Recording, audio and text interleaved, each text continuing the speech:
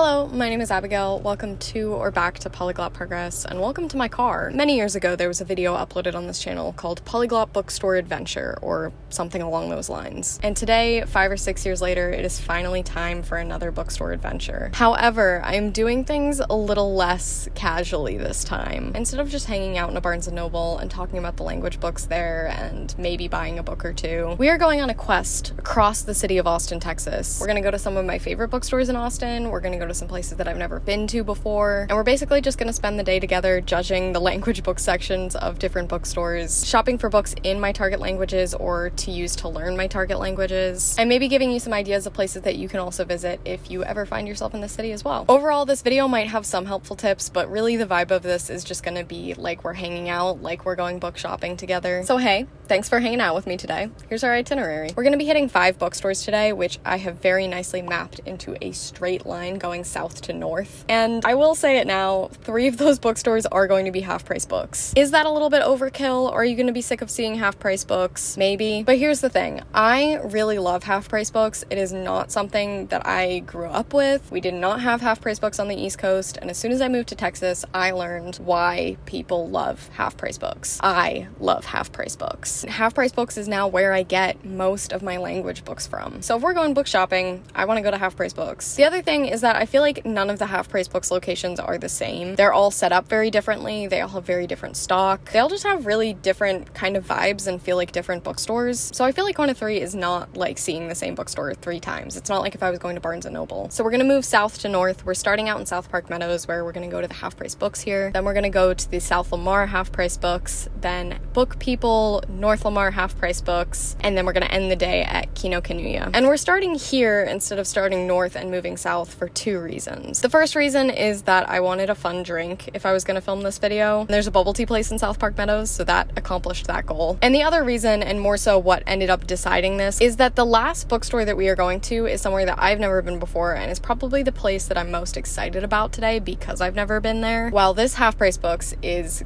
probably the thing that I'm least excited about today. So with all that out of the way, let's go to half-price books.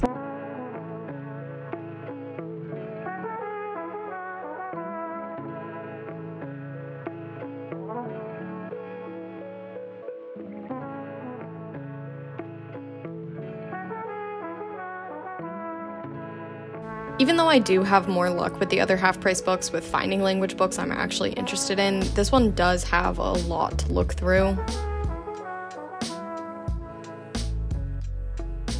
Honestly, no matter what I'm hoping to find or what language I'm focusing on, I always look through all of the books for all of my target languages, but the Italian section was definitely pretty lackluster today.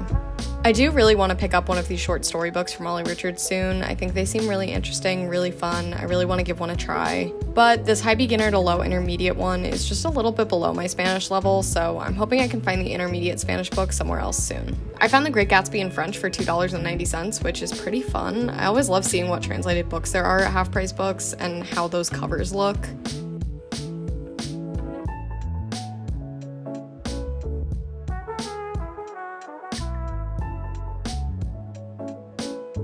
I am honestly so excited that I found this. For anyone who doesn't know Muzzy, they're basically these VHS tapes from the BBC that are meant to teach you a language through immersion. But as a lot of people already know, one of my language learning origin stories is that I was obsessed with the Muzzy commercials as a kid, and I was really upset that my parents hadn't decided to use them to make me bilingual from the time I started speaking. And so then when I was like 8 or 9, I got a set of these in Italian from my library so I could learn over the summer. But needless to say, I didn't end the summer fluent, and I also completely forgot every single word of Italian that I ever learned. I was actually really tempted to get this because I honestly really want to make a video at some point where I try to use these as an adult just to see what it's like and to see if I actually could learn anything with them. And I also just want some Muzzy tapes for my filming background, but no Muzzy today. Once I'd looked at all the books in the regular section, it was off to the kids section, aka half pint books, to look at the kids language books. I love looking through the kids section too. I personally am never really interested in reading picture books to learn my target language, but I do think think it's really cool to see what languages they have, and there also are sometimes middle grade and YA books, so sometimes I do find things that I'm actually interested in buying and reading. There wasn't anything here today that caught my eye, but they did have a lot of books, and I also found another Muzzy set in Mandarin this time. I don't know who's buying Muzzy sets other than me in 2023, but this is where you can find them, I guess. Alright, not surprising at all, but I didn't end up leaving with anything from there, even though those Muzzy tapes were definitely kind of tempting. So it's time to drive a little north and head to our second half-price book stop,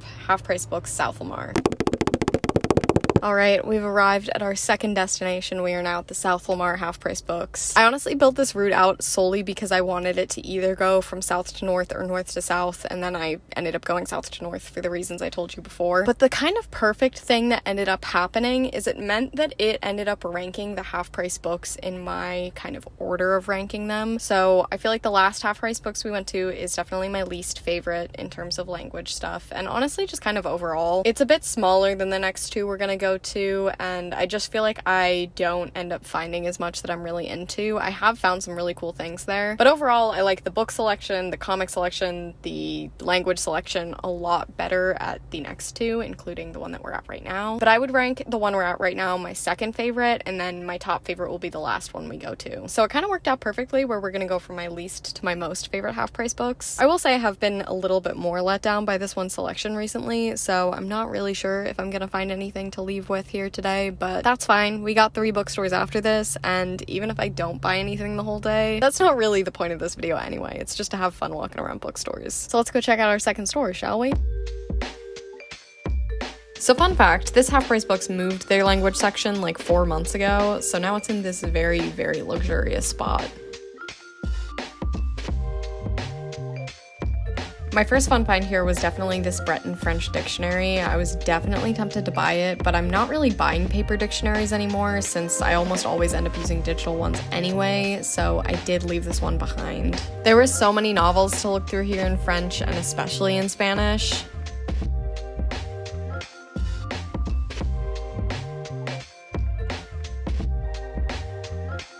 I also loved the variety in the miscellaneous section today. There definitely was a lot of Hebrew, but there also were a bunch of other languages, and I don't tend to see Irish or Icelandic very often, so that was pretty exciting to see.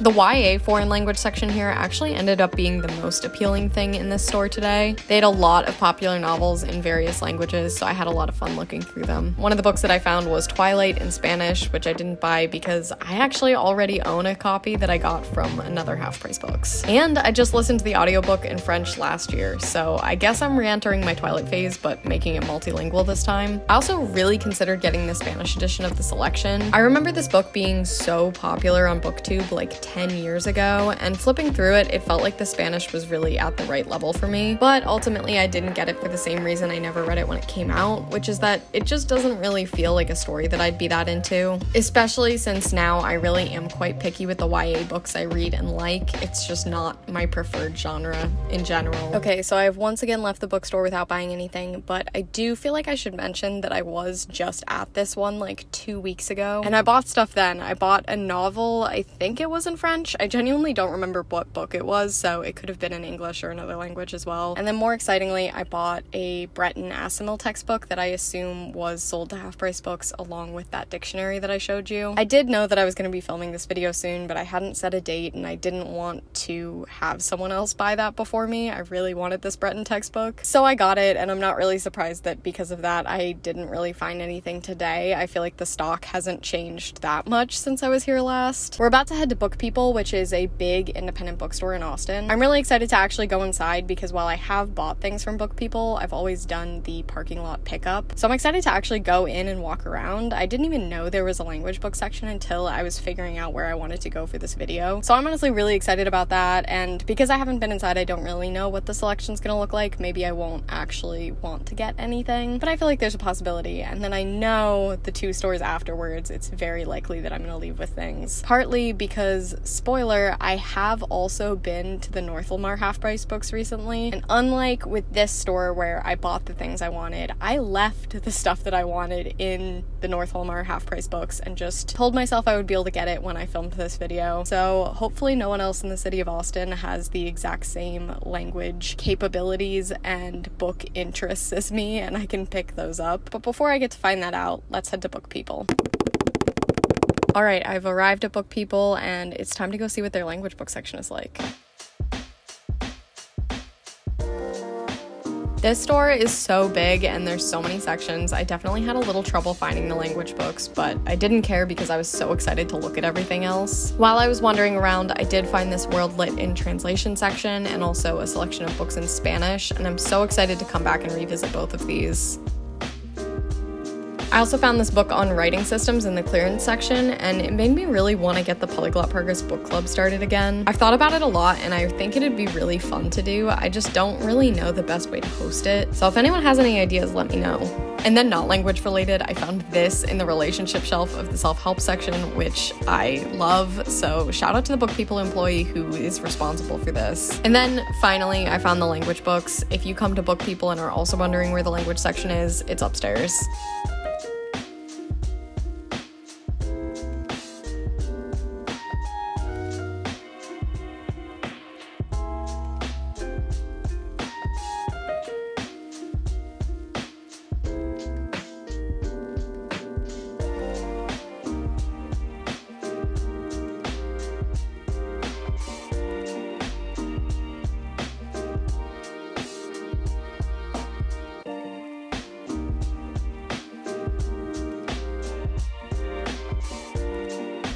Okay, so two kind of contradictory things. First thing, I loved BookPeople. I will definitely be back. But the second thing is that the language section here was definitely the worst of all of the ones I've visited so far today. The language book selection is very limited, but overall the bookstore was super, super cool, and I definitely will be back to get some novels in the future. But first, let's go hopefully buy some language books from Half Price Books North Lamar.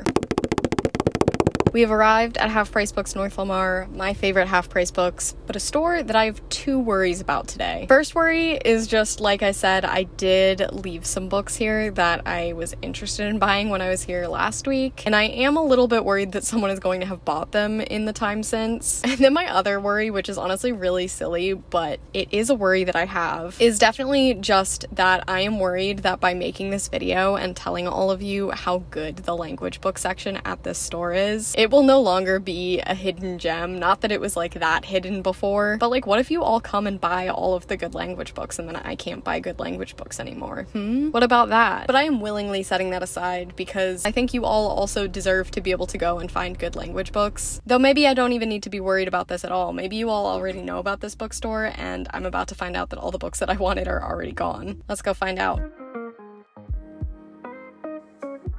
Part of the reason, or really the main reason, I love this Half Price book so much is that it is huge, and the language section has its own full area of the store. You can really spend so long just looking through all of the novels and textbooks and different language-related resources that they have here. Plus, the French section in particular is so big, and I find the best novels here. I didn't end up getting it, but I did look at this book for a while, and the only reason I decided against this one is that, as I said earlier, YA is just not really my thing anymore most of the time, and that's what this is marketed as. I definitely like reading YA books in languages that I'm not fully comfortable in yet, and there are even some YA books that I've read and enjoyed in English recently, but in this case, I just felt like I would rather read an adult N.K. Jemisin book first, and then maybe someday come back to this if I really feel like I want to. This Teach Yourself Business German book also caught my eye because, as we know, I love Teach Yourself, and I feel like at this point I'm kind of collecting all of the German books that Teach Yourself has ever made, but this book is a little older, and I have definitely found that business-related books and courses in particular get really outdated really fast. I still considered getting this, but ultimately I decided that it's best to leave it.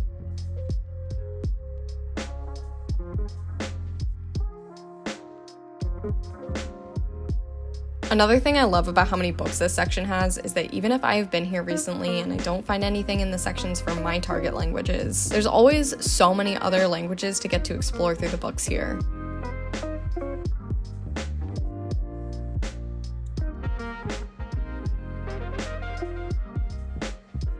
And of course, can't leave the store without visiting the kids book section. This store actually has a separate foreign language YA section from the children's section, and I realized after leaving that I totally forgot to go look at it. But anyway, today's fun find was this Warrior Cats book in Spanish. I do have some other books that I really need to read in Spanish, so I left it behind. All right, hello, back in my car. That was definitely the most difficult filming situation of the day. I'm usually the only person in the language section, but that was not the case today. However, despite this being the worst situation so far today with filming, this has been our best situation so far with finding books. So I did end up leaving with 2 books, the first one being Tintin Hats or Inkheart by Cornelia Funke. This is a middle grade book. It's the first book in a trilogy, I believe. But ever since I started reading the Percy Jackson series in German, I have said that the next book series that I wanted to read was the Inkheart series. The reason behind that being when I started reading the Percy Jackson series, I really felt like I needed another middle grade series afterwards to get me to the level where I could read YA and adult books. And this is another book series that I never read as a kid, but I know a lot of people really enjoyed. And the cool thing about this one specifically was that it was published originally in German, so I was going to kind of get to do something unique and special by learning German and reading this book series in German. The thing is, I'm about halfway through the Percy Jackson series right now because I keep forgetting to keep reading it, and I'm already at a level where I feel very comfortable reading YA and just straight up adult books, so I definitely don't need another middle grade series for after the Percy Jackson series. But I do still really want to read this book series because it was something I was interested in when I was younger and just never got around to it. So I am really excited to read this, but because I need to finish the Percy Jackson series first and German is not my priority this year, I don't know when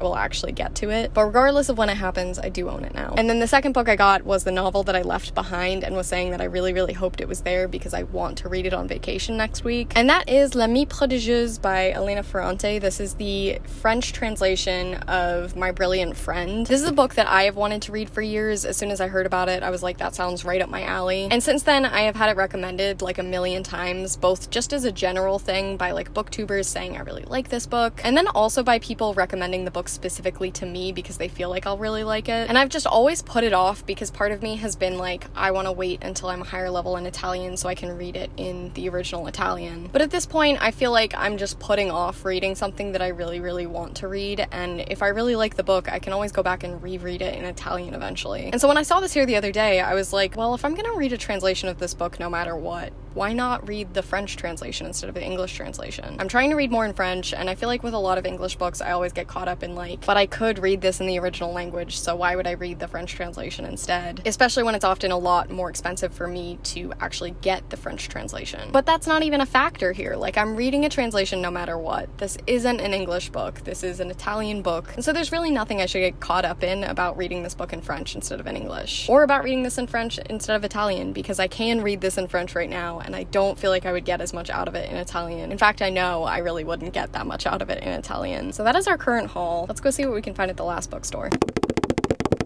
Alright, so we've just pulled up at Kinokuniya. This is a Japanese chain. As you can probably tell by how I pronounced the name of the store, I don't know any Japanese right now. But it is the next language that I hope to study, which is why I feel like there's a good chance that I'll actually leave this store with something, or at least very much so want to. I don't know if I will end up doing it, because I also have a feeling that things are going to be a little bit more expensive than I'll want to pay. But I just feel like there's such a strong chance that I'm going to be tempted either by a book in Japanese that I feel like I want to read when I get to that level, or buy Japanese textbooks, even though I already own textbooks and I'm not even studying the language yet. And one of the most dangerous things is that I know that this store sells Japanese stationery, and I feel like that is going to be very tempting. But we'll just have to see how it goes and see if it lives up to the hype of being the store that I have saved for last.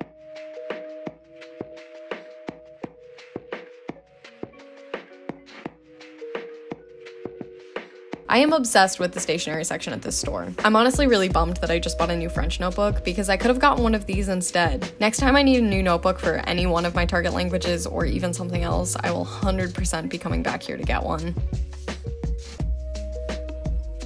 And moving on to actual books, I am just obsessed with this store in general. They had a great selection of stuff in both English and of course Japanese, and I personally cannot wait to come back and pick books out when I someday get to a point where I can read in Japanese. And visiting the store just made me so excited to get started down that path soon. They even have a bilingual manga section, which is really nice to know since that could definitely be a way to get me reading even earlier in my Japanese journey. Because I don't currently know any Japanese, the books I was most excited about were ones that I recognized from English. And then finally, it was time for the language learning books. I was expecting them to only have Japanese stuff, but they did have a few other language and linguistics things, though the highlight was definitely the Japanese textbook selection. They had so many textbooks, and so many that I've heard really good things about and seen a lot of people on social media using.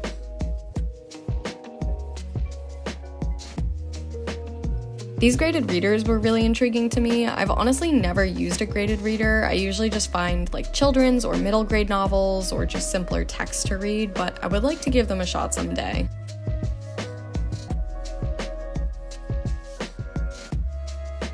And then finally, another non-language thing. I found this guy and I am obsessed. I managed to not buy all of the stationery in the store, but I did end up leaving with something. As I said, Japanese is going to be my next language, and so I ended up picking up this shadowing textbook. I have seen this a ton of times and I've always been really drawn to it just because I feel like I have such a hard time with shadowing, and I've never seen a book that really guides you through the process for any other language. So I'm really interested in using this and seeing if it changes how I feel about shadowing for other languages, because at the moment I just kind of don't do it. So was this sort of an impulse purchase? Yes, but it also is something that I've had my eyes on for a long time. Once I start to learn Japanese, I definitely feel like I will be coming back to this store more. Even as just like an English bookstore, I really enjoyed this, but I think just the fact that it has so many things in Japanese, both for learning the language and also just to read in the language, I know that it's just going to be a really, really exciting place for me to go once that is a language that is a little bit more involved in my life. So that brings us to the end of our book shopping day. Here is the haul. We've got 2 books in languages, one in French, one in German, and then a Japanese textbook. I had so much fun visiting all of these stores, and I hope that this video was fun for you as well. I'd love to hear in the comments about your favorite place to buy language books, whether it's in Austin or in another city. Definitely, as I travel to other cities, I would love to make similar videos in those places. But for now, I'm gonna head home and do some actual language study for today. I'll see you in the next one, and remember, practice makes progress.